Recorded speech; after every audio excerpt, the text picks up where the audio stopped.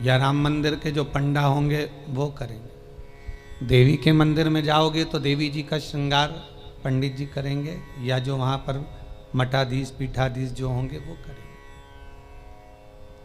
कृष्ण मंदिर में जाएंगे तो उनका श्रृंगार भी भगवान पंडित ही करेंगे, या वहाँ का जो पंडा होगा वो करेगा। पर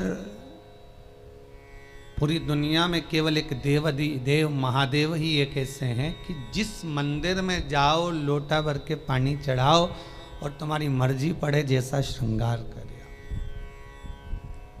शंकर कहीं भेदित नहीं है, शिव कहीं भेद नहीं।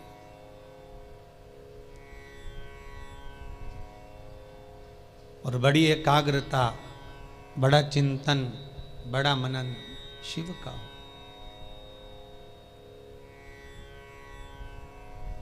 सब दूर जाकर झोली फैलाकर कहना पड़ेगा कि हमको ये दे दीजिए।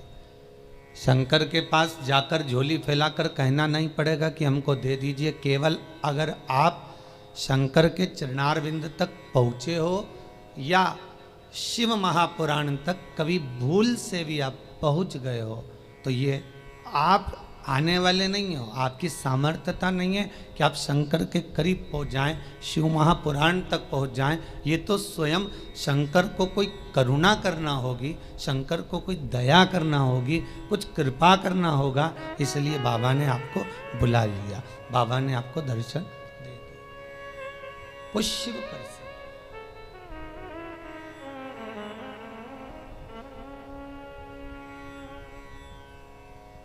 शंकर के दरवाजे पर जाकर अब कुछ मांगना भी मत, वो तो खुद दे देगा। बस जाकर बोल देना कि बाबा ऐसी बात है।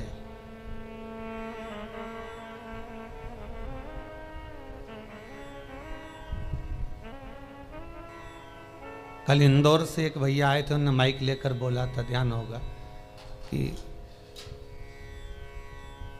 उन्होंने माइक लेकर उसको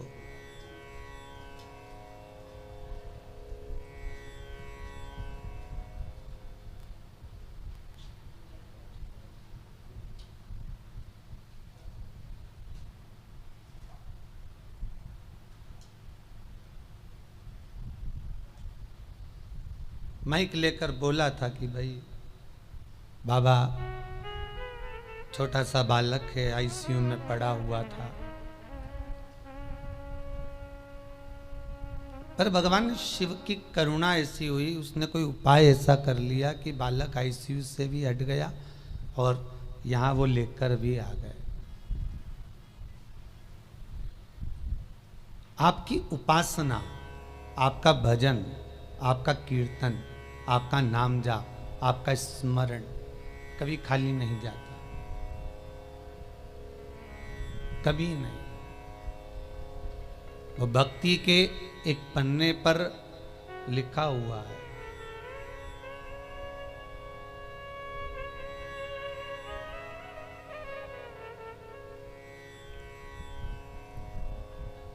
देवराज नामक का ब्राह्मण शिव महापुराण की कथा कहती है। 24,000 श्लोक इस शिव पुराण में है, 12 खंड हैं, 7 संहिता हैं।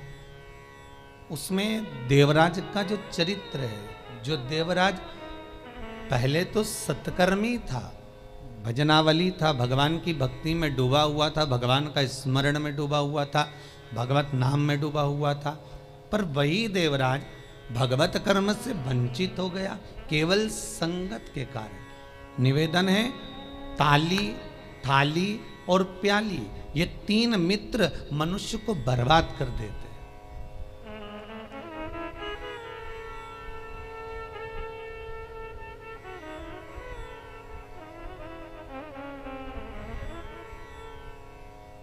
एक प्रशंसा करने वालों से दूर रहना, बहुत जल्दी बर्बाद करेंगे ये महाराज।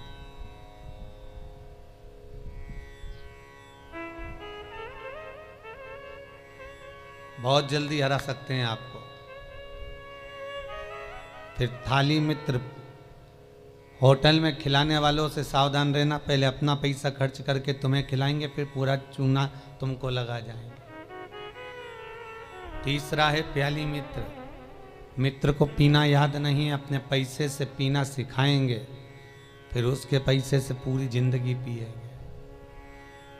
ताली, थाली, प्याली, ये तीन मित्र बर्बाद करने वाले हैं। इन मित्रों से बचना बहुत कठिन है महाराज, बहुत कठिन।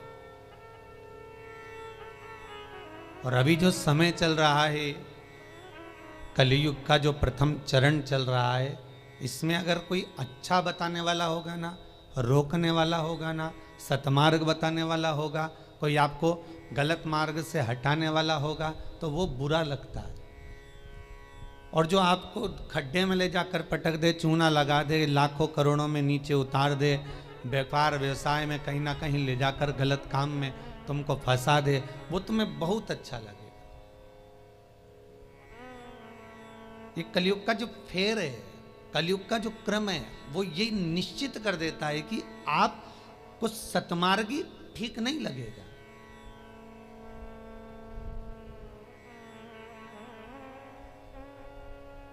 इस व्यासपीठ से कितने उपाय बताए जाते हैं, हर चीज का उपाय है और लोग कर भी रहे हैं और फायदा भी है, पर उस उपाय को कई लोग ऐसे हैं कि करते ही नहीं है।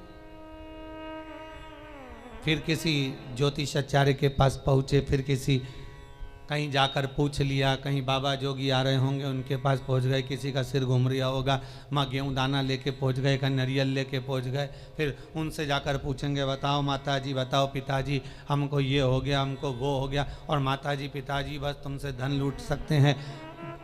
बताएं क्या?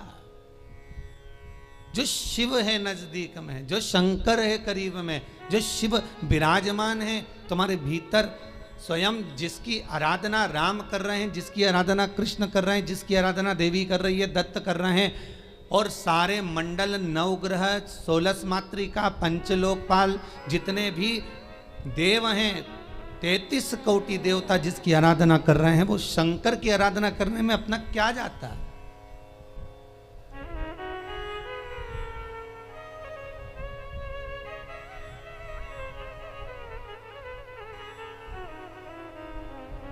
स्वयं भगवान कृष्ण को जब पूतना दूध पिलाने के लिए आई और विष पिलाने के लिए पूतना आ गई, तब भगवान कृष्ण दूध तो पी लिए, पर जब विष पीने का समय आया तो भगवान कृष्ण उसी समय पर शंकर भगवान को याद करते हैं। भोलेनाथ जी आओ। शंकर भगवान ने पूछा क्यों कृष्ण? कन्हैया जी कहते हैं दूध तो मैं पी सकता हूं, पर विष पीना मेरी सामर्थ्यता नहीं है, इसलिए आप मेरे गले में आकर बैठ जाओ। भगवान शंकर भगवान कृष्ण के गले में आकर बैठ गए और सारा विष पूतना का पी गए। स्तनों का जो विष था जब शंकर भगवान पिए तो शंकर भगवान को भी चक्कर आ गए। चक्कर आकर नीचे की ओर भगवान गिरे। तब भगवान कृष्ण को लगा करूं क्या? भगवान ने एड़ी का प्रहार करा और मानसी गंगा को प्रकट करा। गंगा का जल शंकर भगवान पर चढ़ाया, तब जाकर भगवान शिव के चक्कर मिटे। इसलिए आज भी उस मंदिर का नाम चकलेश्वर महादेव है।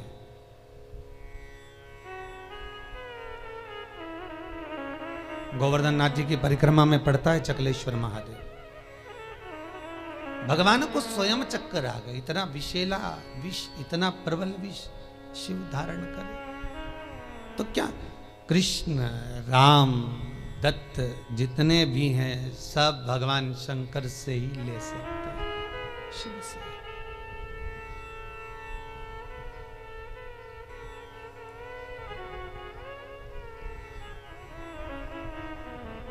और कभी खजाना कम ना होता उसके दरवाजे का, वो लुटाता रहता है। अंबारियों में लुटाया उसने।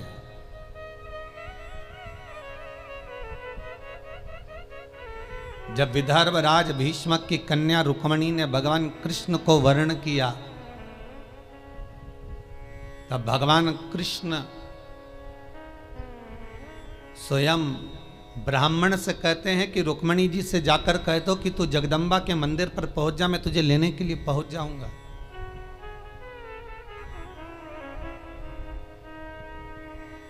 क्योंकि भगवान कृष्ण जानते हैं एक शंकर का मंदिर और एक देवी का मंदिर।